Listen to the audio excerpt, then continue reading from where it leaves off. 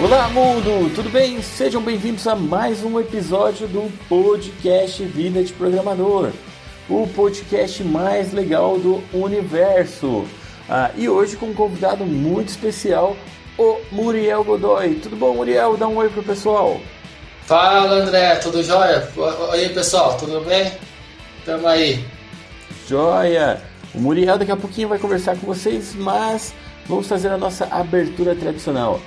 O Muriel eu conheço há muito tempo, a gente vai ter boas conversas aqui para conversar. Boas conversas, conversar é bom, né? A gente vai ter um bom papo, um bom lero, sei lá, aquelas gírias antigas, mas tudo bem. Mas antes, vamos para o nosso momento rápido de leitura de e-mails e mensagens de redes sociais, até porque as pessoas não sabem mais usar e-mails, é mais legal nas redes sociais. Só que eu perco as mensagens que chegam nas redes sociais. Então vamos lá. You have an email.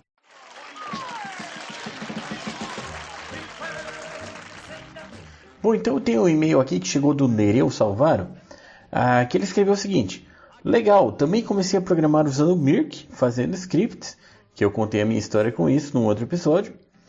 Hoje eu trabalho com engenharia e faço, além das atividades normais, aplicações em VBA para rodar com SolidWorks, integrações com ERP, AutoLisp e muito VBA para cálculo de números usando Excel. Seria cálculo numérico? Beleza. O pessoal não fala muito, mas programação na engenharia também é algo muito útil. Abraço, engenheiro Nereu Salvaro. Abraço, Nereu, valeu pelo seu e-mail e sinto muito pelo VBA na sua vida. Beleza. Eu já dei muita aula de cálculo numérico para engenharia, realmente é algo que ajuda bastante. Temos aqui um tweet do WebApp, certo? Que ele escreveu depois que eu lancei o episódio com a Mari, o episódio sobre café, e ele escreveu assim: já está sendo meu vício de segunda-feira, tanto café quanto podcast, parabéns, ficou muito bacana. Valeu, Ed.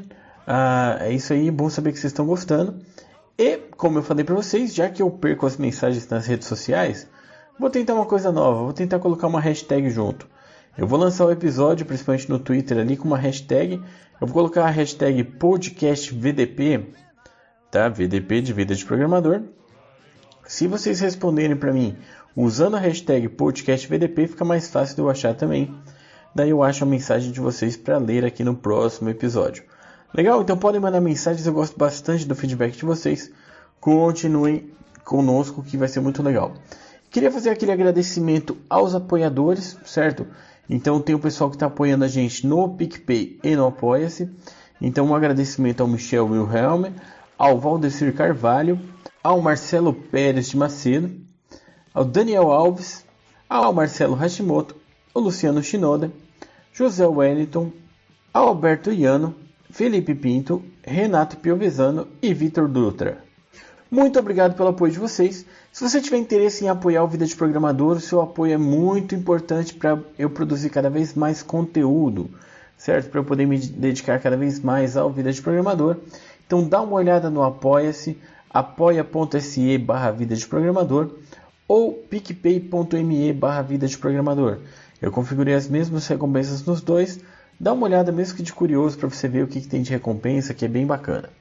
E tá chegando o Vida de Programador Weekend, que é um evento online, totalmente online, no final de semana, sexta e sábado, dias 17 e 18 de julho. Tá? A gente vai fazer um evento com muitos palestrantes, vários palestrantes de peso. Tá? Então é bastante gente aqui. Então de palestras confirmadas, a gente tem a Ana Beatriz Neri, André Lins, tem eu, que vou estar palestrando também, a Dayana Cambruzzi, a Dani Monteiro, Danilo Terra, Eduardo Kawasaki, Eduardo Spack, Elton Mineto, Galvão, o Galvão do PHP, Guilherme Soares, Gus Antoniassi, Marcel Gonçalves, Morfarrege Quintuda, Morvana Bonin, Patrick Silveira, o Patrick Porto, né? Acho que é mais conhecido Patrick Porto, Renan Henrique, Rodrigo Pokémon, Rodrigo Branas e Vinícius Dacal, certo? Então, assim, é um evento que está muito legal, está bem barato, tá? A inscrição é só R$30, só que as inscrições são até dia 15 de julho, Não deixe de se inscrever, não perca esse evento, que é um evento supimpástico, tá legal? Vale bastante a pena. Então dá uma olhada lá em weekend.vidadeprogramador.com.br. Se você não entendeu a pronúncia, é weekend de final de semana em inglês. weekend.vidadeprogramador.com.br. Se inscreve lá, é rapidinho, tá barato, tá valendo a pena. E se inscreve agora para você não esquecer depois. E é isso aí. E como vocês já sabem, o nosso podcast é extremamente democrático, então a gente deixa um espaço aberto ao nosso convidado. Então eu gostaria de saber, Muriel, você quer ler os seus e-mails também? Eu creio que não seria interessante, André, porque acho que se eu abrir 8 e-mails aqui, 8 serão de links para reuniões. Então, sabe aquela situação, você está com medo de abrir a geladeira de noite e encontrar um link do Meet para ir numa reunião? Então eu creio que melhor não seja interessante. Beleza.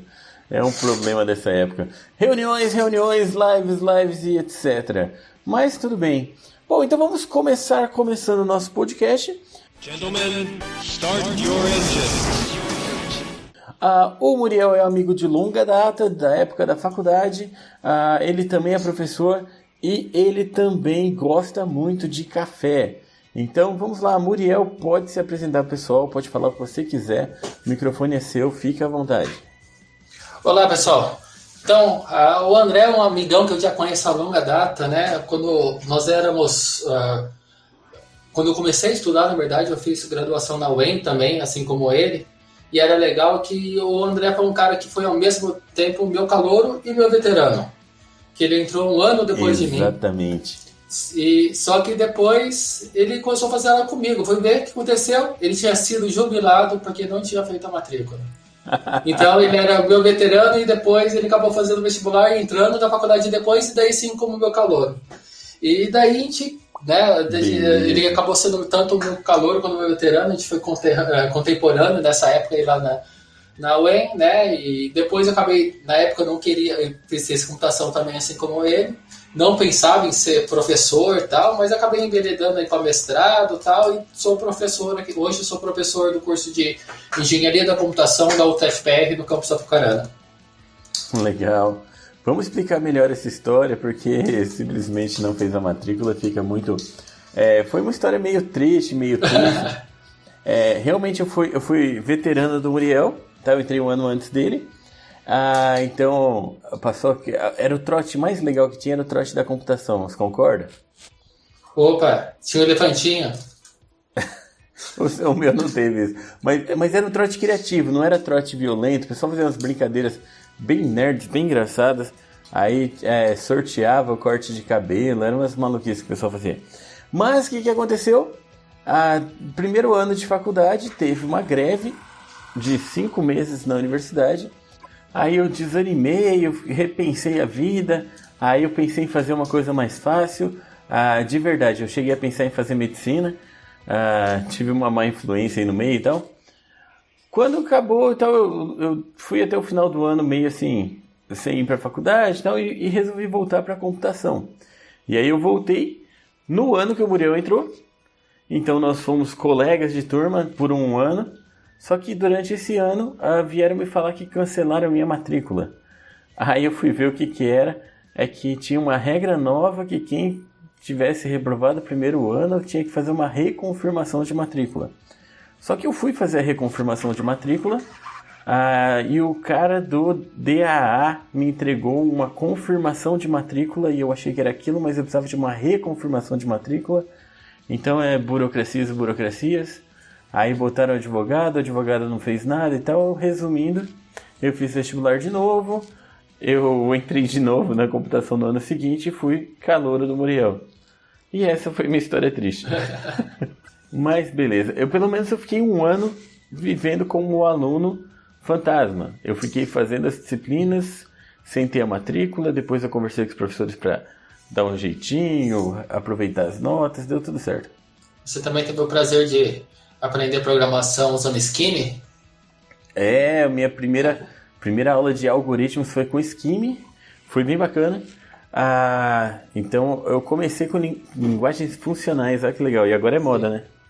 Sim, agora, né, a gente fala para os alunos, né, que a gente aprendeu programação com Scheme, e só papel e caneta, não podia ficar compilando toda hora, aula em laboratório, que nem é hoje, para aqui na UTF-PR, e eles, né, é difícil para eles até pensar nessa realidade, né, que era a gente aprender programação e ter disciplinas inteiras sem nunca pisar no laboratório. Não, quando tinha alguém com notebook, era, nossa, o cara tem um notebook. Era a ala rica da sala, né? Vamos falar tanto de passado, senão o pessoal vai achar que a gente é velho, né? Então, vamos fazer de conta que não faz tanto tempo. Bom, depois de alguns anos, a gente trabalhou junto também na UEM como professor, né? Professor colaborador. E aí foi uma época que tinha muito café envolvido. E aí a gente, digamos assim, que a gente aprimorou a arte do café e a arte das gambiarras também, né? Sim, era uma salinha, né, que era dividida ali por quase 10 professores colaboradores e tal, todo mundo preparando aula, atendendo aluno e tal, daí de repente alguém, opa, café! Parava todo mundo, vamos. E logo a gente ia lá pra cantina central, lá da UEM, lá, e ia tomar um café e falar, né, as coisas da vida ali, do trabalho nosso. E até desencorria, não, hoje o café tá bom, hoje o café não tá bom, mas se você fizer assim o café, não, e se fizer trazer uma cafeteira aqui, a gente ficava elucubrando lá falando sobre várias coisas do café que a gente estava tomando. Na minha memória, eram mais de 10 professores naquela sala, mas eu não sei, era uma sala bem estranha.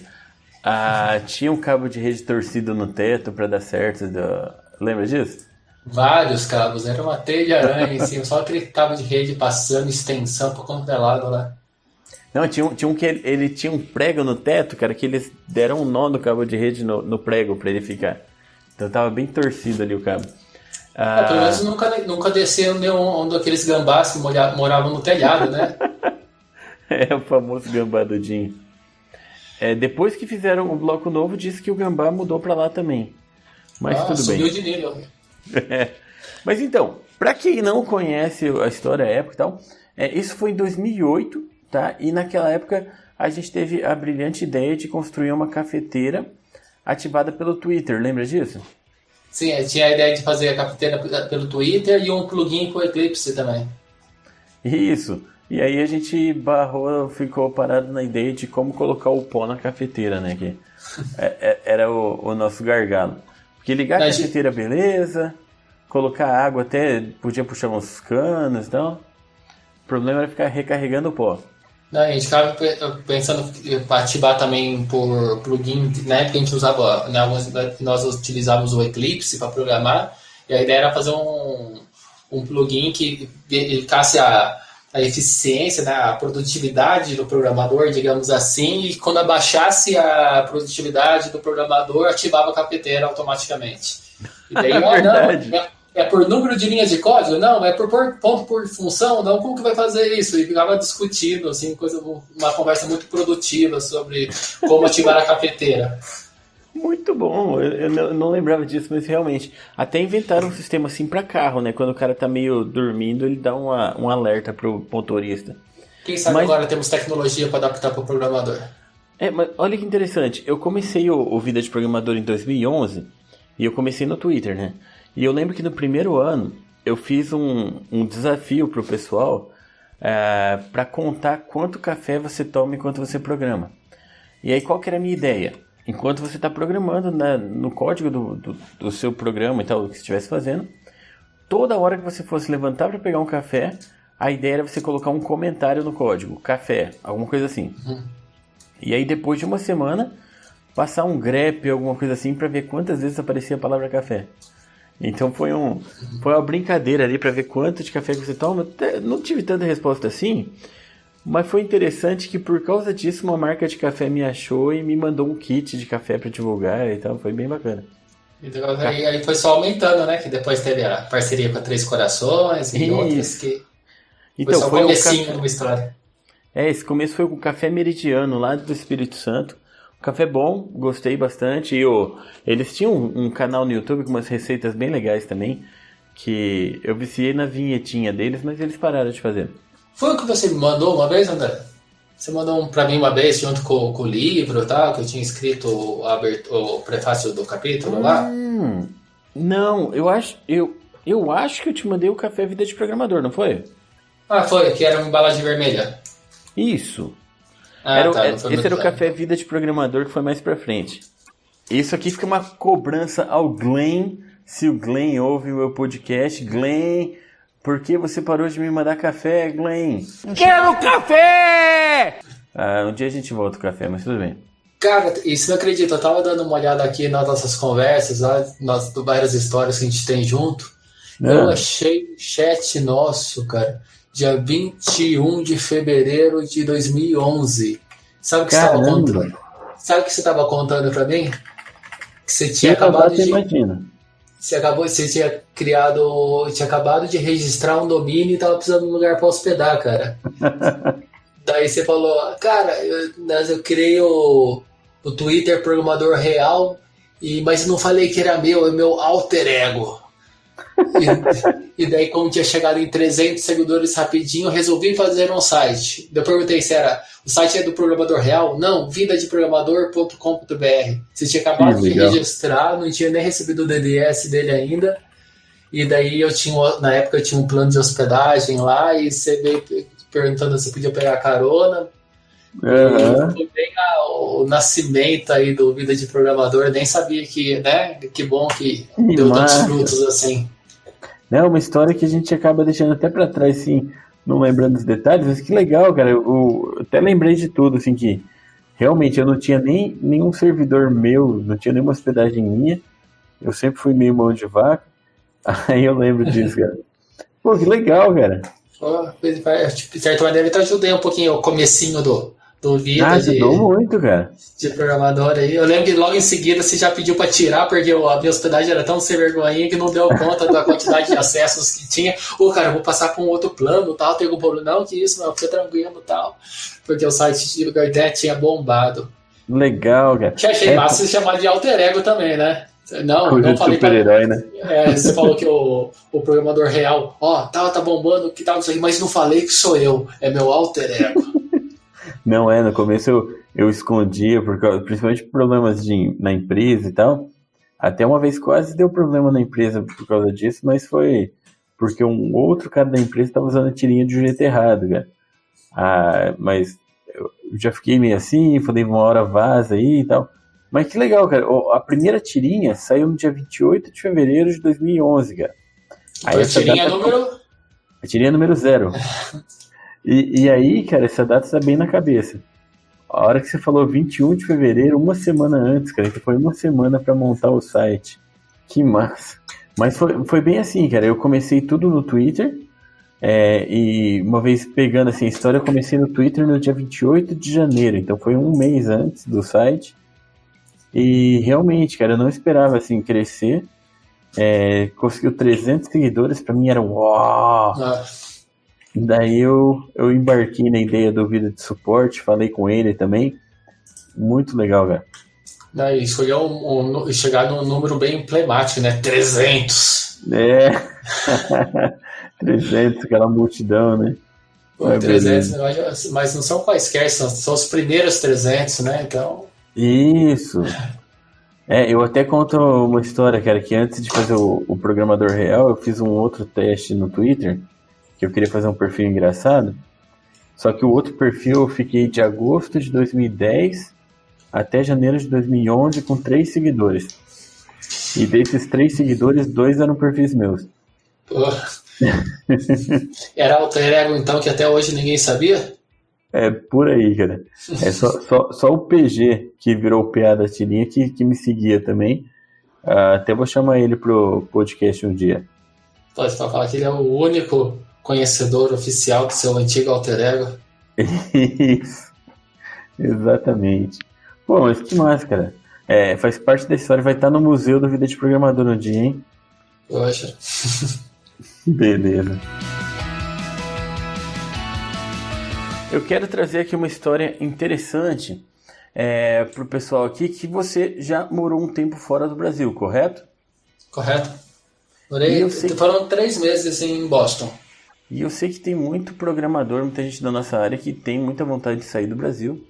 Eu mesmo já tive bastante vontade, mas nunca tive aquela coragem assim, de dar um passo para fazer isso. Mas e aí? Diz o que você foi fazer fora?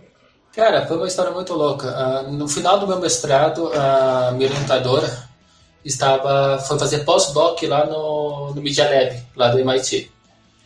E foi tocando o final da minha orientação, do ano final da minha orientação de mestrado, a gente foi tocando à distância, né? E ela foi parceria lá, era um pessoal que trabalhava com IA lá no Media Lab, com o professor Harry Lieber. E ela acabou se envolvendo lá também, na mesma época, o Nicolas Negroponte estava começando o projeto. Começando não, já estava com 2 anos de projeto daquele computador de $100, né? One Laptop per Child, né? Um computador por criança. Aquele projeto que queria fazer um computador ao custo de $100 e distribuir para as crianças e tal. E a gente começou a se envolver. Só um parênteses aqui. Como nós temos uma audiência muito jovem junto com o pessoal da nossa época, só para quem não lembra do OLPC, eu vou deixar o link na descrição, tá, do episódio. Era um projeto bem legal, um laptop bem bonitinho para criança. E até bate um pouco o que a gente estava falando, né? Porque naquela época, anteriormente, que na nossa sala da computação, porque a gente tinha computador, então imaginou como era ambicioso o projeto deles de ter laptop para criança, que na época era um custo absurdo um laptop. E a ideia era usar, né, para fins educacionais, aí, não um fim comercial.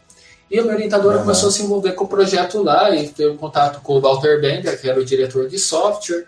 E eu aqui já trabalhava com Linux, né, no Brasil e tal, e nosso viés tinha a ver com o uso de informática na educação. E acabou que a gente acabou se envolvendo no projeto. E eu virei um colaborador do projeto, né, voluntário. Aqui no Brasil mesmo, primeiramente adaptando algumas atividades, alguns aplicativos do laptop para o português, para fazer alguns testes aqui no Brasil. E eu já fiquei uns 2-3 meses nessa ideia. E quando foi para o final, na época final da escrita do meu mestrado, a orientadora falou assim, por que você não vem para cá passar um tempo aqui? Né? Assim, a gente escreve o projeto, você fica na minha casa, a gente escreve, toca essa parte final da sua orientação aqui, e você tem a oportunidade também de conhecer um pouco isso aqui, você mostra o seu trabalho aqui no MIT, né? Uma oportunidade para conhecer aquele mundo ali, né? Então, basicamente, cara, não tinha condições de ter uma vendi bicicleta, vendi computador, tinha uma poupancinha que eu tinha, emprestei dinheiro do meu pai, e fui, com a cara e a coragem. Vendi bicicleta, né? O computador foi tudo. O que eu tinha de recurso. E eu fiquei na casa dela, então já ajudava bastante. Então, basicamente, eu fui de saco, eu não tinha vínculo nenhum com o projeto, né? E muito menos com o MIT, assim. Simplesmente eu estava indo para ficar na casa da minha orientadora lá. Só que como ela estava lá dentro, eu conseguia, né? Eu ia de manhã no escritório, junto com ela lá no Media Lab e tudo e tal, e acabei conhecendo os outros professores, tal, e o professor, principalmente o professor do projeto aí do LPC, no dia que eu cheguei lá, estava tendo uma reunião, eu lembro certinho, eu estava tendo uma reunião do pessoal do Nicolas Negroponte com o Walter Bender, com a Secretaria de Educação, os ministros da educação de uns 30 países, cara, lá. Então, estava só o pessoal grande e tal lá. Eu cheguei, me apresentei, a minha orientadora me apresentou para o Walter Bender, e tal, daí o pessoal, a gente vai ter uma reunião aqui, vai estar o pessoal dos ministros dos países aqui e tal. Vocês não querem apresentar? Eu mostrei uma atividade que eu já tinha visto, que eu tinha desenvolvido para eles. Você não quer apresentar aqui para eles, não? Cara, assim, surreal, assim, né? Eu tinha uns 26 anos, chegando lá de saco para ficar na casa da orientadora, e do nada me convidaram para fazer uma apresentação. Meu inglês era macarrônico na época. Não que seja grande coisa hoje, mas melhorou, enfim. E daí a orientadora, não, você vai só vai junto comigo, tal, vai na parte técnica, eu vou na parte da fala, tal. E a gente apresentou, tal, lá nosso aplicativo que a gente tinha feito, nosso joguinho educacional que a gente tinha feito para o laptop e tal. E foi legal a experiência, trocamos ideia com o pessoal que estava lá, tudo. E depois a gente acabou estabelecendo um contato com eles. E com o passar do tempo, eu estava ao mesmo tempo tocando o projeto do meu mestrado, que não estava relacionado ao laptop de $100 em si. Mas eu acabei me envolvendo com o projeto e algumas atividades pilotos que a gente estava desenvolvendo lá. Que eles estavam desenvolvendo lá. Daí, por intermédio da orientadora, que né, agradeço sempre é. Eu fui convidado pelo Walter Bender, que é professor lá do MIT, era diretor de software da OLPC, para fazer um estágio de programação lá durante 10 semanas, 2 meses e meio. Aham. Assim, nossa, né, eu estava na época final de mestrado, você sabe muito bem como que é a fase final de escrita e tal. Assim, putz, mas quando vou ter outra chance dessa na vida, né? E encarei a brincadeira. Não, vamos, sabe? Daí, na verdade, eu fui para lá para ficar um mês só, essa época final do meu mestrado e tal. E uma dessas acabou virando 3 meses. Né, que a ideia lá é um estágio, um summer job, que eles chamam, né? Um emprego de verão ali, um estágio. E daí eu tive que trocar passagem, tudo tal. Não, fico, tal. Daí o orientador ia voltar antes, no final, não, eu vou sair, mas a casa vai ficar alugada ainda, você pode ficar. E acabei vivendo aquele mundo ali durante 3 meses. Então, sabe, você parava pensando, caramba, o que eu tô fazendo aqui, né? Então, assim, em questão de 7 anos atrás, eu fazia cartão de visita e digitava currículo, sabe? Então, foi em muito pouco tempo eu estava ali, né, tecnicamente estava legal, mas me assustou, né, toda aquela realidade ali. Então, professor de MIT, eu lembro uma vez estava no Media Lab e tal, estava no elevador, conversei, né, subiu um senhor comigo no elevador e tal, olhei no crachá dele, Douglas Engel, parece, caramba, quem que é esse cara? Era um nome que não era estranho, mas memorizei o nome, né, só falei bom dia e tal. E, né, ali no social, ali no elevador, tal, eu fui para o meu computador e tal, joguei o nome do cara, inventor do mouse. Nossa. Então era umas coisas assim, ele não é de lá, mas ele estava visitando lá no dia, tal, ele não trabalhava lá, até onde me consta, tal. Então era uma realidade assim absurda, né, nesse sentido. Porém, juntou, então consegui, né, eu fui convidado, trabalhava em jornada dupla, né, manhã e tarde ali no MIT, e de noite, quando não madrugada, no meu projeto do mestrado, que não tinha a ver com aquilo. Então, foi muito legal, enriquecedor pra caramba, você vê na prática ali, uns programadores muito massa. Então, até lá tive a oportunidade de conhecer o Marcelo Tossati, conhece? De nome conheço. É né, aquele brasileiro que com 18 anos foi convidado para ser o responsável pelo kernel do Linux e tal. Ele era do Fedora na época, e a Fedora era a base do sistema lá que a gente estava desenvolvendo e tal. E ele estava lá, tudo, foi o único brasileiro que estava lá, mas tinha gente do Brasil, do mundo inteiro lá. Então foi bem interessante, só que daí acabou que com o tempo acabou pesando um pouco, né? Porque tocar, né, tanto a fase final de um mestrado que é corrido, junto com, né, essa oportunidade de fazer esse estágio lá, você está lá, putz, enquanto programador, você tem que mostrar o seu melhor, né? Uma chance única da vida. Até então, eu não sabia se eu teria uma chance de fazer ou um outro mestrado lá, ou continuar com um emprego fixo lá. Então, até então, todas as cartas estavam na mesa, né? E eu queria mostrar o meu melhor. E daí juntou tudo, chegou uma hora que bagunçou o negócio, né? Juntou a questão... tocando essas duas atividades ao mesmo tempo, tal. Então eu deixei a minha colaboração lá, só que eu precisei voltar para o Brasil para terminar o meu mestrado. Daí eu precisei para desvincular do projeto, falei assim, não, agora eu preciso terminar o meu mestrado, que já tinha pedido prorrogação de prazo, já estava estourando os prazos, e desvinculei do projeto para poder finalizar as coisas, voltei para o Brasil. E continuei mais 3 meses como programador deles aqui no Brasil remunerado. Então eu trabalhava de casa, home office, e terminando o mestrado, um pouco em paralelo ali, trabalhando junto com eles também. Acabou que depois alguém desvinculei totalmente do projeto lá do laptop, e para conseguir fazer a minha defesa e tal. E depois que eu defendi, acabou tendo uma mudança na gestão lá do projeto, e o Walter Bender, que era o meu contato, o diretor do software, saiu da OLPC.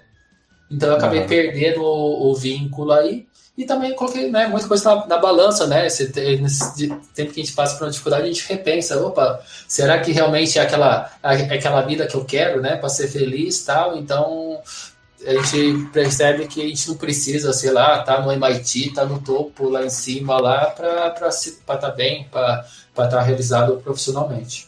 Legal. E depois você engatou por aqui mesmo? Exato, daí eu acabei foi a época que eu fui professor colaborador com você lá na UEM, né? Fiquei cerca de 1 ano como professor colaborador e prestando concurso. Daí nesse meio tempo eu casei e tal, e prestando concurso, e agora faz já 11 anos que eu tô aqui em Apucarana, na UTFPR. Bacana, muito legal. Eu acho muito legal essa história. O jogo que você fez foi um jogo com Pai Game, não foi? Esse não, na verdade foram 2 jogos. O primeiro usava GTK mesmo, que era um joguinho da memória, que foi o que mais deu certo. Ele chamava, então, dentro desse. Agora falando um pouco do projeto em si, né? Tirando a minha história aí dessa questão.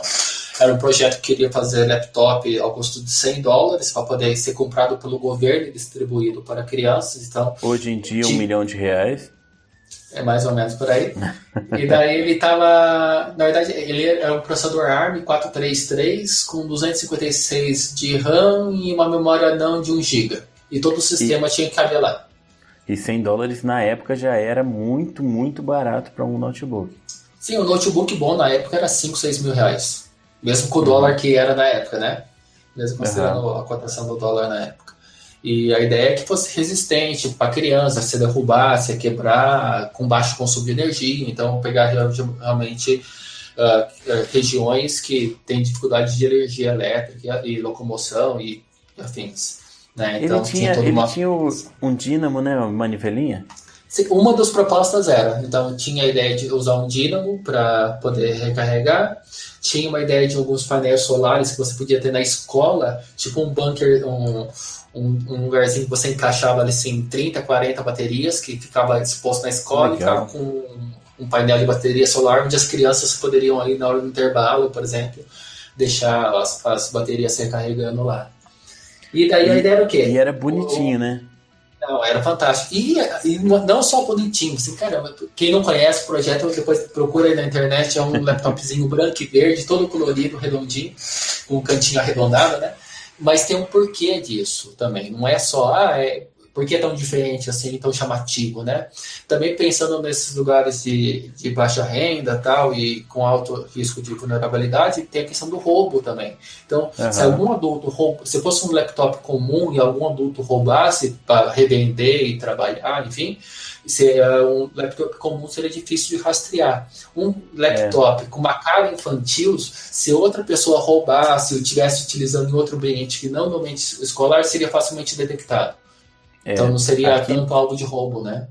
Aqui no Paraná, não sei se foi só no Paraná, mas o governo do estado distribuiu o tablet do Positivo para os professores.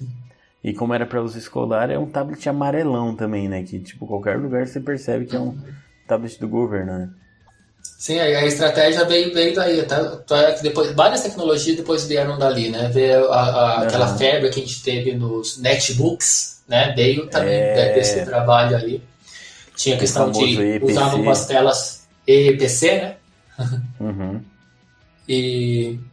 Mas o legal, na minha opinião, desse projeto não é só no hardware, mas sim no software, porque ele usava, né? O Core é um sistema, um Fedora, né? Uma distribuição Fedora, mas a interface gráfica foi feito um ambiente gráfico do zero chamado Sugar.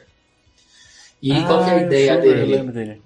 E a ideia dele que era muito legal, porque todas as analogias que nós temos hoje de interface se baseiam em um escritório, né? Então, pensa nas áreas de trabalho, com a sua lixeira, o que você está trabalhando você abre em cima da sua mesa, o que você não quer mais você manda para a lixeira, enquanto você não limpa a lixeira você pode recuperar o documento, você organiza aquelas folhas em pastas, as pastas em arquivos, né? Tem toda essa analogia de escritório no desktop hoje em dia.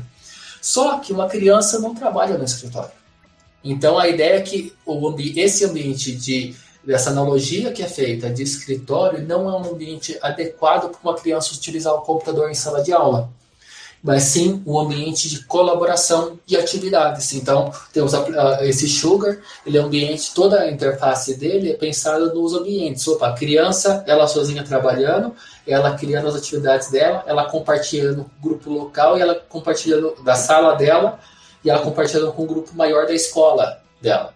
Então, é um ambiente onde tem atividades. Então, o conceito de aplicativo, né, ela são as atividades. Essas atividades são colaborativas, né? E a criança não tem o Windows Explorer, né, que você vai ver o Nautilus lá, onde você vai organizar seus arquivos. Tem o journal, né, que seria a agenda dela. Tal dia eu fiz tal coisa, tal dia eu fiz tal coisa. Então, a analogia não é uma analogia de escritório. Então, tinha toda uma questão dessa analogia de como seria um ambiente adequado para uma criança utilizar um computador. É muito legal.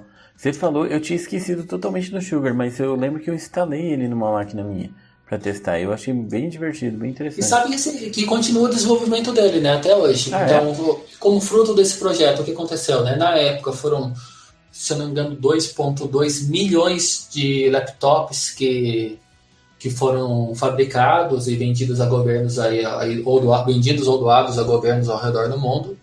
Todos eles tinham o programinha do joguinho da memória que eu fiz, estava lá, minha marquinha lá, minha pequena contribuição.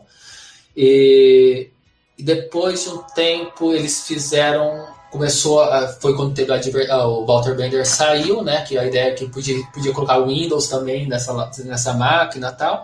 Ele participou de uma coisa independente, então ele fundou o Sugar Labs, que é uma instituição que até hoje desenvolve o Sugar, e o Sugar passou a ser um ambiente independente do SO, do XO, né, que era o nome do laptop de $100 aí. Então eles começaram a fazer o Sugar on a Stick, que seria um pendrive bootável com Sugar. Então a criança pode ter um pendrivezinho dela, chega no computador do pai dela, espeta e usa e tem o ambiente dela, né? Então eles começaram a partir também nessa linha. E continuam o desenvolvimento até hoje. Inclusive, e hoje já tem o Sugar Ice, até se quem puder entrar e depois eu vou passar para o Noel o endereço. Eu já peguei o endereço do Sugar Labs aqui, estou copiando já. Depois tem o Sugar Ice também. O que é o Sugar Ice? Eles transformaram num aplicativo. Então você pode instalar o Sugar como um aplicativo no Windows, no Linux, no Mac, até no Android. Legal, tem até um online aqui, ó, Sugar Tem online. Você pode conhecer esse ambiente aí e testar de uma maneira bem simples hoje, né? Já tem com um conjunto de interface aí. Então até eu vi, tem commit agora no mês passado, tal. Até eu andei por curiosidade hoje, eu acabei dando uma olhada ali. E em 2007 eles começaram um novo hardware, tava vendo. Confesso que nesses anos eu acabei afastando do projeto. Mas em 2017 eles fizeram uma versão mais atualizada, com quad-core, com 4 GB de RAM. Então, eu sei que estão trabalhando ainda nesse projeto. Talvez não tenha aquele impacto que teve na época, né? Mas eu acho assim, eu queria milhões, não deu certo. Pô, você desenvolveu, né? Distribuiu aí 2,2 milhões de laptops para as crianças ao redor do mundo e inspirou aí, né, novas ideias na educação. Falar que não deu certo, né? Acho que é um pouco. Cara, o quanto dos tablets que a gente tem hoje não foram inspirados por isso, né? Sim. Porque o próprio netbook, cara, ele foi uma febre, mas ele só morreu porque vieram os tablets. Os tablets fez a função dele. E aí você vê um monte de projeto em escola distribuindo tablet e coisas assim que é filho disso, né? E algumas funções que tinham na época você não vê presente até hoje, né? Quem olhar o modelo lá, ou lembrar, ou depois procurar na internet, vai ver a tela você podia virar e segurar como se fosse um joystick, tinha os botões direcionais, tudo. Então tem vários recursos que você não vê até hoje em nenhum tipo de computador, né? Tem a questão da tela também, você pode abaixar o brilho para a tela no mínimo. E daí, quando você abaixa o brilho da tela, no mínimo, ele fica que nem o leitor Kindle, mais ou menos, que você consegue ler contra a luz do sol. Então, uma criança estudar, o consumo de energia é praticamente o zero, ele inverna, né, para manter aquela tela ali, ele não precisa de energia. E, então, um recurso, um híbrido, pensa você ter uma tela com a tecnologia, né, que tem o Kindle, quando está com a tela desligada, e a tela colorida quando você ativa o backlight, né? Então, isso é uma coisa que não se tem até hoje. Isso a gente está falando, esse projeto começou em 2005, né? O auge dele foi na parte de 2007, 2008 aproximadamente, né? E 12 anos depois ainda não se tem notebooks que tenha essa funcionalidade digital. Eu abri aqui o site do LPC, cara, que eu até deixei aqui na descrição também do episódio, E logo de cara tem uma fotona aqui com várias crianças com os verdinhos aqui, muito legal. Eu recebi uma foto, acho que na Guiana. Guiana Francesa. Não, Guiana não. Onde foi? Essa aqui é de Miami, mas tem várias histórias aqui. Vou voltar a frase. Então, eu recebi uma foto de umas crianças, não sei em qual país da África, cara. Assim, um monte de criançada, assim, debruçando em 2 computadores só. Não sei, acho que eles não tinham ainda naquele teste que eles estavam fazendo por criança. E eles estavam jogando Memorize, que era o joguinho que eu tinha feito. Foi uma sensação muito legal. Foi muito gratificante, né? Ver, né? Você não pensa que aquele software que você fez ali vai chegar onde chegou, sabe? Foi um retorno muito bacana. Eu tô vendo aqui as fotos, cara. Tipo, eu que não tive nada a ver, eu já acho muito legal essas fotos. Imagina você vendo, cara. E é legal que eu tive aqui o episódio com o Bruno Souza, cara. E ele falou uma coisa bem interessante, que das habilidades do programador, cara, uma habilidade fundamental é você entregar o software, ver gente usando, né? Então, realmente, isso aí é uma sensação única, né? E outra coisa, uma coisa que eu tinha na teoria, mas eu vi isso na prática, o entregar não só no sentido de você ver utilizando, entregar a questão do código também, né? Na questão do software livre, né? Você vê, é bonito e tal. E esse software do programinha que eu fiz tem trocentos commits lá de várias pessoas que eu nem sei quem são, que melhoraram o código que eu fiz na época. Então você tem esse desapego com esse código que você fez, né? E nossa, essa melhoria que fizeram foi boa, né? E você tem também esse desapego aí de saber que, né, que outras pessoas podem colaborar e tornar o que você fez, né, melhor. Então é um desapego duplo, né? Não só assim, na hora que você entrega o software dele funcionando, e também de se desapegar no questão do software livre, do código em si. Tá aqui, modifiquem, usem. Você vê isso na teoria é uma coisa, mas na hora que você vê isso concretizando na prática, e um código que você fez há 13 anos atrás ser atualizado até hoje, é bem legal. Você tá falando e eu tô só vendo as fotos aqui. Fiquei passeando pelas fotos aqui, eles mostram pra onde que eles entregaram. Muito legal, cara. Deixa eu fechar aqui, senão a gente vai ficar falando só disso também. Que legal. Your middle name is Muriel. Shh. It is a family name. Chandler Muriel Bing. Boy, your parents never even gave you a chance, did they? Então, você voltou do OLPC, foi trabalhar lá na UEM, onde a gente trabalhou junto, e foi aí que a gente aprimorou um pouco as conversas sobre café. E no meu último episódio aqui eu falei bastante de café com a Mari, que ela é barista, e até falei de você por tabela, não falei seu nome, mas falei de você no episódio.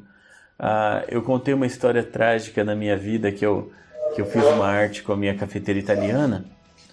Eu ganhei de presente da minha mãe quando eu casei, e aí a primeira vez que fui usar eu queimei a mão, derrubei uma xícara no chão, quebrou a xícara e tal, peguei um trauma dela. Ai, que burro, dá 0 pra ele. E aí eu lembro que, se não me engano, você já tinha uma naquela época e a gente conversou sobre a italiana.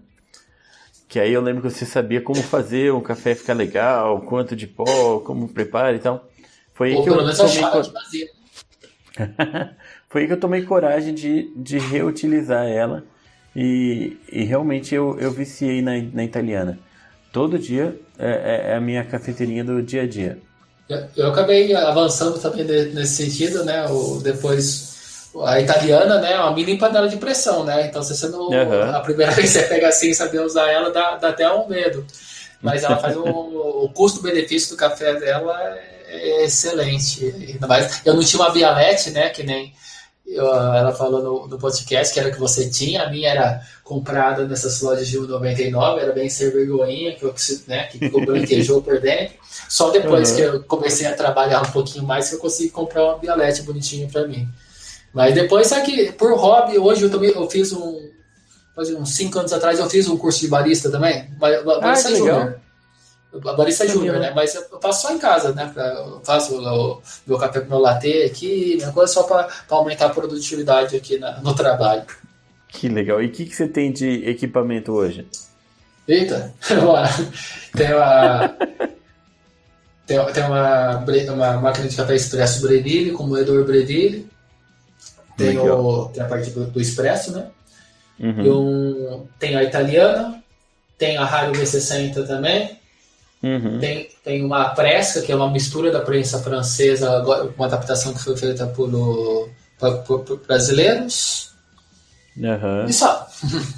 E só. Beleza. E só. Deixa eu tenho a de cápsula também, que eu deixo lá na universidade. Na minha legal. mesa. Essa sua cafeteira de expresso é aquela mesma que eu conheci? Não, ela já foi. Já partiu foi? desse mundo. Já, Não, aquela lá essa- que eu essa- tinha era uma Gadia Baby Twin. Ah, legal. Cara, Aí eu ela acabei era trocando profissional, por né? uma Brebe. Era. Uhum. Na verdade, Não, sim, ela, das domésticas ela era top, mas ela não é uma máquina profissional, né? Assim, Ah, não é doméstica. Ela é top das domésticas, mas ela Aham. não é uma máquina de cafeteria, longe disso. Essa é uma história que eu acho interessante, que eu conheci. Foi uma vez só que eu fui aí na sua casa, né? Acho que foi. Que Eu lembro depois que você mudou pra Pucarana. você ficou desesperado que a Gabi começou a lavar a mão no bebedouro de cachorro. Você lembra disso? Bem pequena.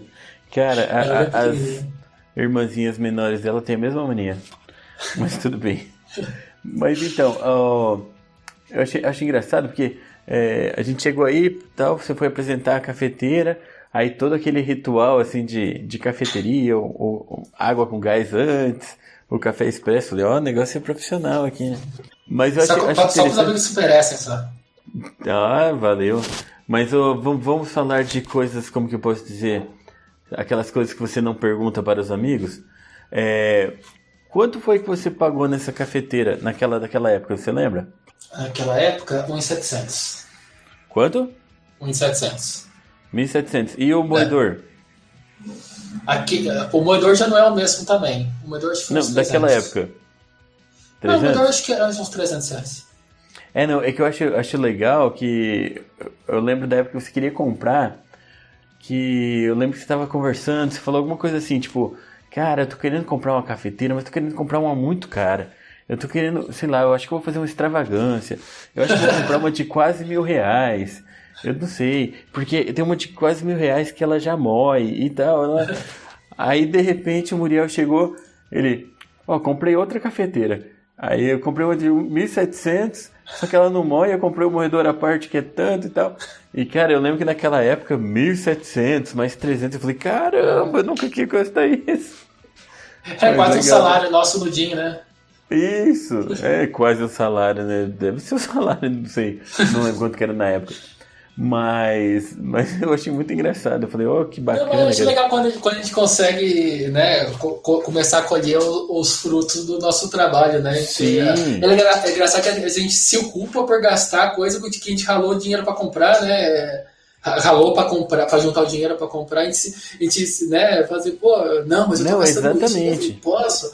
E não, cara, né? Acho que obviamente você não pode fazer nenhuma loucura, tal, não sei o quê, mas a gente rala, né? Todo mundo, eu, você, todo mundo rala, então se a gente não puder, né, colher um pouco o fruto disso, obviamente com responsabilidade, para que a gente tá ralando tanto? Mas é essa ideia que eu lembro que a gente ralava um monte, ganhava pouco, aquela vida assim que você não se sente ainda um adulto, assim, sabe?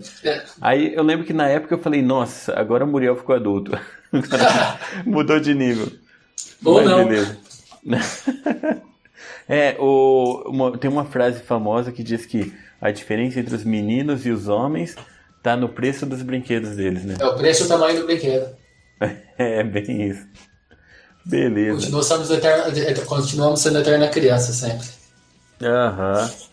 E o Muriel recentemente apareceu na TV. Quer contar a história? Que estávamos em casa aqui quando a Kel, minha esposa, falou, olha o Muriel. Na verdade, acho que ela viu a Márcia primeiro, né? Ela Exato. falou. Aí eu parei pra ver também. Vocês apareceram na TV, quer contar?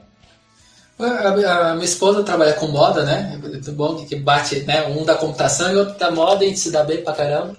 E com essa questão da pandemia e tal, a Márcia teve a ideia de começar a fazer máscara, bem no comecinho, né? Como veio essa questão de, tem que usar máscara, não tem, usa de pano, não usa e tal. E a hora que a gente teve ok, né, que a máscara de pano seria uma solução aí para esse período que a gente estava até então começando a vender, né? Isso aí foi lá para final de março, mais ou menos. A minha esposa começou a fazer máscara, primeiro fez pra gente aqui em casa, pros vizinhos, e foi um projeto dela que foi aumentando. Mu, o que você acha? Não, tô junto, né? Que eu puder ajudar, então, mas 95%, 98% do trabalho era dela, mas eu cortava arame, ajudava a entregar e mandava mensagem para um amigo e tal, não sei o quê, e ela desenvolveu um trabalho bem legal aí durante esse período, durou uns 2 meses mais ou menos aí fazendo e distribuindo máscara de tecido aí para amigos, e depois aumentou e até para vários desconhecidos e alguns projetos sociais aqui da cidade. Mas é o que a gente tem, em momentos como esse, é o que dá para fazer, Noel. Não, acho ótimo. Na esfera federal, né, governamental, a gente não pode fazer nada, pesquisa, tal, tá tudo fora do nosso alcance, mas se cada um puder mudar o seu arredor, eu acho que já faz uma grande diferença. Não, eu acho muito legal, que eu gosto muito do jeito de vocês, a tranquilidade, vocês vão lá e fazem e tal, e até vai bem de encontro que a gente fala que o programador, ele é um solucionador de problemas, né? Que se precisar, ele usa código. Então, vocês pegaram um problema, identificaram o problema, resolveram. Isso é muito bacana. Pessoal, a gente resolve tudo no software, uma máscara e até uma receita de omelete espanhol, né? É verdade. Cara, você lembra, né? Lembrei. Eu já comentei dessa... Eu comentei desse omelete espanhol em algum momento da minha vida. Não sei se foi numa palestra ou não. Mas eu lembrei recentemente desse omelete. Mas tudo bem, e eu nunca fiz. só como é piada interna, vamos explicar. É de uma aula de algoritmos, que aquela história de que o algoritmo é uma receita de comida e tal. A gente aprendeu a fazer um omelete espanhol. Mas eu acho até que eu pus numa aula minha também. Eu fui atrás do omelete espanhol só pra saber como que faz. Nas minhas aulas eu coloco uma receita de um bolo genérico, tá? Até brinco, depois alguém faz e traz pra ver se ficou bom, que até hoje eu nunca fiz esse bolo. Faz 12 anos que eu dou aula, nunca ninguém fez o bolo, eu dei a deixa até hoje, cara, não deu certo. Puxa vida. Põe uma receita de café então. Não, assim, quem sabe se eu trocar receita, dá certo. Aproveitando aqui só pra fazer propaganda, o meu aniversário é em agosto, e não vou falar todo ano, mas vários anos... A minha esposa, meio que de presente de aniversário, ela faz uma sobremesa de café. Então tem umas sobremesas de café muito boas, dá pra usar também de receita. Então ela faz aquela sobremesa assim, parece um pavezão de café com grão de café em cima, fica bem bacana. Mas beleza, só falando pra deixar à vontade. A gente faz aniversário junto, final de agosto, né? Isso, exatamente. Então, o pessoal quiser mandar presente, tá? Então... Como o aniversário é perto, se sobrar aí, você manda alguma coisa pra mim. Beleza. Então tá. Eu ia falar uma coisa que... tá. E depois da reportagem, ficou muita bagunça? Teve mais procura? Como que ficou? Não, a gente até assustou, né? Minha esposa falou assim, caramba, e agora, amor? Né? Chama, né, amor, no caso. Sim, a gente, né, seria uma demanda que a gente não dá conta. Vamos fazer o que dá no nosso... Né, na nossa capacidade aqui de produção. Uhum. Daí a gente teve contato de gente de fora, assim, pedindo e tal, mas não foi algo assim que assustou tal, né? A gente conseguiu atender essa demanda e acabou depois acabou saindo para um segundo momento aí do projeto, onde ela acabou atendendo mais algumas entidades assistenciais, então, né, algumas ONGs da cidade e tal, e acabou sendo 20 máscaras aqui, 50 aqui, 80 aqui. Foi um grupo de máscaras, acabou assim, marcando uma divisória de 2 momentos distintos aí do projeto dela. Legal. O pessoal até perguntou se eu ia fazer máscara do Vida de Programador, que tem as camisetas e tal. Aí eu até pensei, falei, não, tem que procurar, ir atrás de fornecedor, fazer, aí vender pela internet, aí a hora que tiver tudo pronto já vai ter acabado. Mas pelo visto a gente vai ficar em quarentena até 2025, mais ou menos, né? Aí, 28, talvez. Então talvez seja um bom produto, mas tudo bem. O projeto em si acabou porque né, essa demanda principal aí já foi suprida, né, inicial. Então agora né, cada um já tem algumas máscaras aí e tal, agora mais uma troca ou outra, mas a demanda inicial já foi. Não, a gente tem um conjuntinho de máscara aqui também que a gente vai lavando, vai aproveitando e beleza. Então pra gente aproveitar o tema da quarentena, E como que tá a vida de professor na quarentena? Tá muito diferente? Rapaz, tá. Aqui aqui na UTF, como que acabou se dando a situação, né? As 2 primeiras semanas a gente conseguiu com atividades acompanhadas, então do nada eu saí colocando tecido verde aqui, fazendo chroma key, gravando videoaulas aí por 2 semanas, que até então eu não sabia se ia suspender mesmo a aula ou não. E depois as aulas foram suspensas. Então aqui na universidade optou-se por inicialmente não continuar as aulas em formato EAD. E daí agora a gente foi elencado um grupo de disciplinas que serão oferecidas no formato EAD, mas porque a UTF é muito prática, né? Então muitas aulas de laboratório não teriam como ser realizadas na modalidade de EAD. E daí acabou não tendo a parte de aula, mas em contrapartida a parte mais burocrática, né? Então eu estava momentos aí aproveitando o curso aqui de engenharia da computação da UTFPR, foi aberto aí há 2 anos, então a gente está aproveitando para escrever projetos de curso, reuniões de colegiado, NDE, e compra de equipamento. Então o trabalho agora tem sido um pouco mais burocrático aí, mas eu estou achando muito não, sim, a parte né, que a gente adora enquanto professor, né? Que nesse caso é não ser professor, né? Adoro, nossa, sala de aula é um ambiente que eu adoro muito, muito, muito. E a parte burocrática entra nos ossos do ofício, né? Coisas que a gente faz parte do pacote aí de ser professor, ainda mais em uma instituição pública. Mas eu tô achando mega interessante essa questão aí que tá da pandemia, né? Digamos assim, acabou forçando, né, digamos assim, todo mundo a sair de uma zona de conforto, né? Muita gente, eu mesmo tinha projeto de gravar videoaula, que eu já estava, como todo bom procrastinador, enrolando há uns anos para fazer, e do nada a água bate na bunda, você tem que sair gravando videoaula, né? Então, tá forçando um movimento que já estava pedindo para acontecer, mas estava enrolando e do nada, né, todo mundo se viu obrigado a professor virar, né, gravar videoaula lá e editar, e então acho que no final vai ter um benefício bom para a educação, né? A gente está vendo outras formas de educar que não apenas aquela aula, né, expositiva que a gente tinha antes, né? O pessoal falava que se uma pessoa viajasse no tempo 100 anos, né, de 1920 para cá, um exame médico ia dar muita diferença, um restaurante, né, vários ambientes seriam muito diferentes, mas a sala de aula ia estar a mesma. E nesse sentido, todo esse movimento, né, obviamente não da melhor maneira possível e planejada, mas está obrigando toda a sociedade, inclusive aí nessa questão o setor da educação, a se reinventar, né?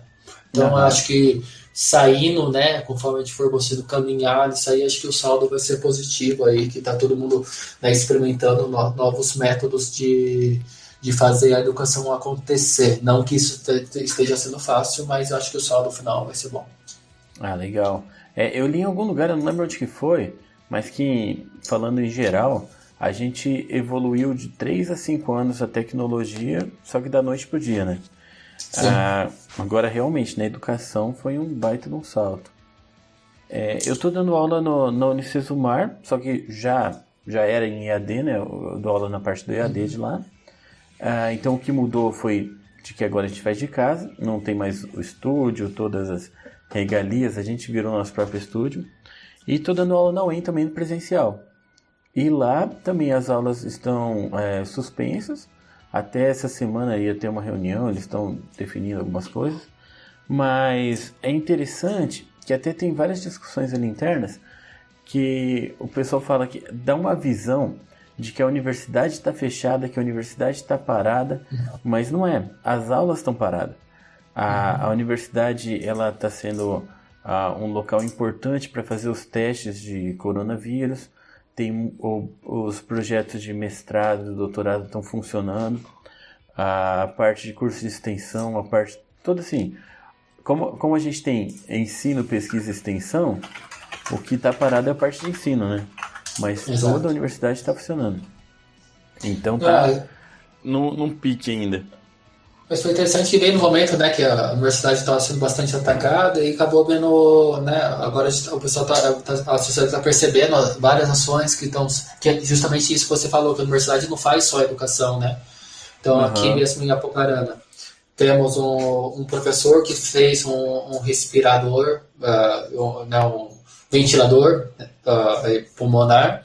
Inclusive, ele tem sensor de volume, de pressão. Então, né, agora está em fase de homologação esse equipamento. Temos um professor que está fazendo uma câmera de descontaminação para poder reaproveitar as máscaras, né? Aquelas máscaras N95 são caras. Então, tem um professor da eletrônica também trabalhando nisso. Tem um outro projeto que está imprimindo nas impressoras 3D as face shields. Então, aqui em Apucarana já foram mais de 400. Segunda-feira a gente vai entregar 200 aqui para o Hospital da Providência, aqui em Apucarana. Tem um grupo de professores da Química que está fazendo álcool gel, está fazendo desinfetante, sabão. Então, toda a máquina da universidade só foi redirecionada um pouco mais, né, digamos assim, ali, os esforços para principalmente essa parte de pesquisa e extensão. Mas, né, quem não conhece esse ambiente, às vezes tem a impressão que a universidade está parada, mas na verdade acho que a gente nunca teve tão ativo. Até porque foi uma decisão bem focada nos alunos, né, que vários alunos não têm a mesma capacidade de acompanhar as aulas online. E eles estão ali num curso que as aulas são presenciais, né? Então, não foi nada assim, sem planejamento, sem nada assim. Mas uma coisa interessante, que até um professor aqui levantou, é que se você olhar o jornal local aqui, todos os dias está falando da universidade, de alguma coisa ou outra que está acontecendo. A universidade, o departamento tal fazendo tal coisa, no outro dia o outro departamento fazendo tal coisa. Mas é engraçado que quando autorizaram a universidade fazer os testes do coronavírus, teve a autorização para mostrar que realmente está funcionando bem e tal. Aí vem a reportagem, e a universidade abre as portas para fazer o teste e tal. Aí você fala, eles estão todo dia falando de coisa, parece que está fechado, né? Abre as portas. Sim, isso é um trabalho que tem que ser feito, né? De diminuir essas barreiras que tem entre a universidade e a sociedade, né? Então a gente percebe, mesmo aqui em Apucarana, demorando 10 anos, já escutei alguns conhecidos que moram aqui no bairro perguntando para mim quanto que era o valor da universidade, então, qual é o valor da mensalidade no UTF. Eu queria estudar ali, mas a mensalidade é cara? Não tem noção do que é uma universidade pública. Então, isso é um trabalho de base que tem que ser feito, né? Que não vai ser do dia para a noite, mas que é necessário, né? Para toda a sociedade conhecer o que é uma universidade pública, né? A gente não para de pensar, mas a gente vive numa bolha, no fundo. Você vê a questão que está tendo agora de, né, vários alunos, mas como assim não tem internet? Como assim não tem computador? Principalmente a gente que é da tecnologia, é uma coisa que está tão no nosso mundo dia a dia aí, há mais de 10, 15 anos, é difícil você parar, mas como assim? Não é todo mundo que tem internet? Como assim?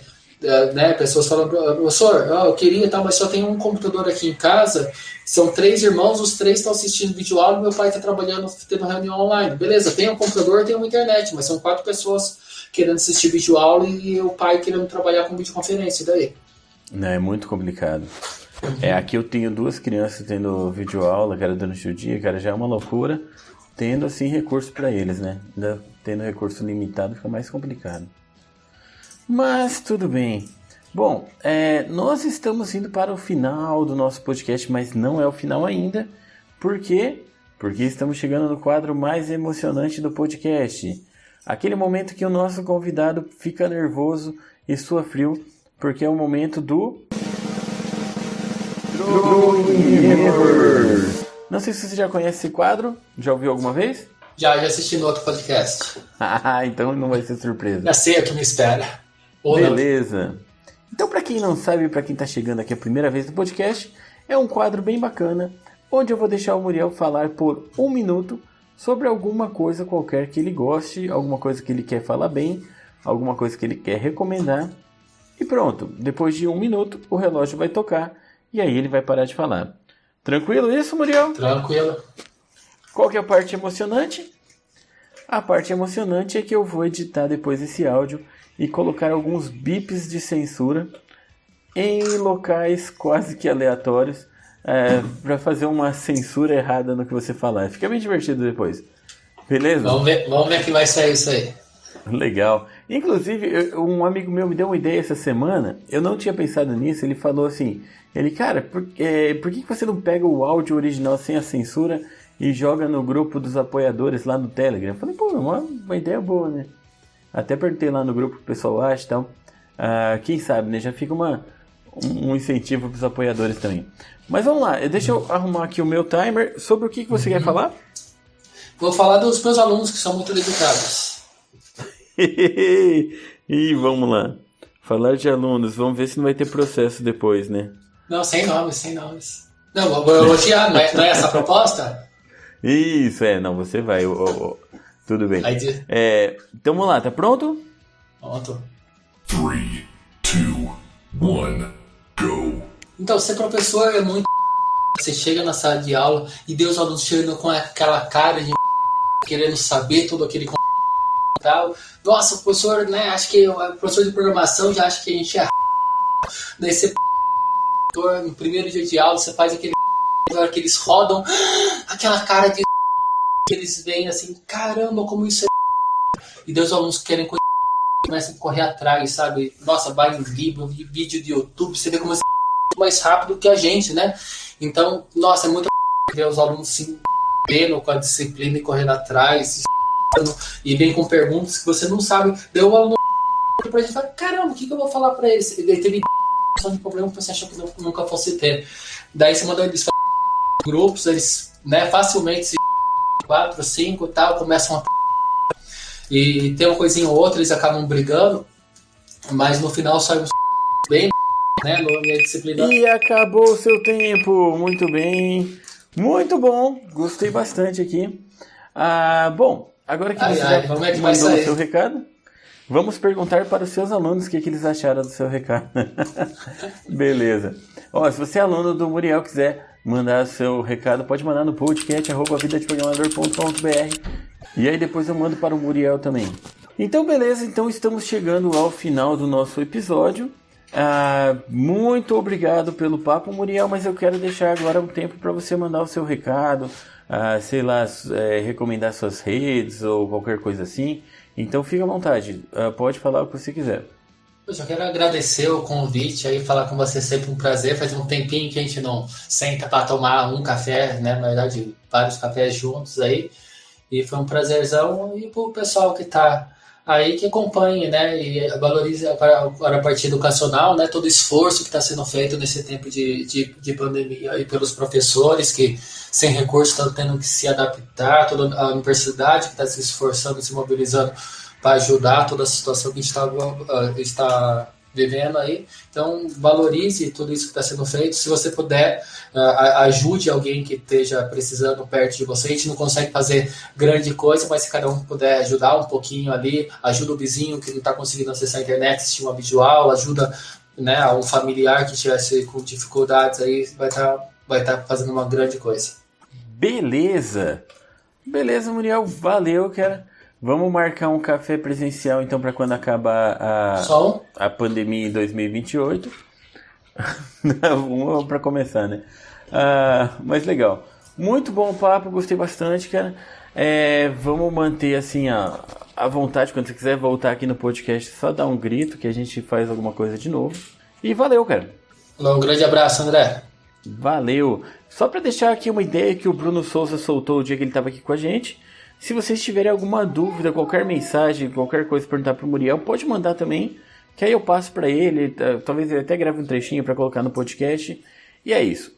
Valeu todo mundo, não esqueçam de assinar no seu agregador esse podcast, não deixem de mandar suas mensagens para nós, fala para seus amigos do podcast. E é isso, até mais, até o próximo episódio e tchau!